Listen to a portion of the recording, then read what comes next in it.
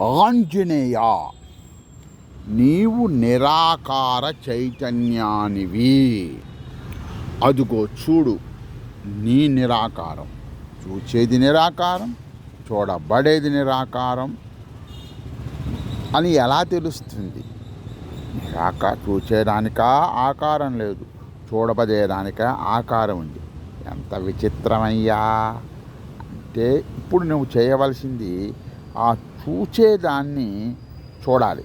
అప్పుడు ఈ చూచేది, ఆ చూడబడేది దృశ్యమే అని తెలుసుకుంటావు. చూచేది నిరాకారం, చూడబడేది ఆకారమైనా ఇందులోనే కలిసిపోతుంది. కాబట్టి మొత్తం దృశ్యమంతా నిరాకారమే.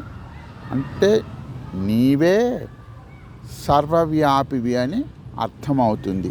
ఈ నిరాకార చైతన్యాన్ని ముచ్చి ఉండదు.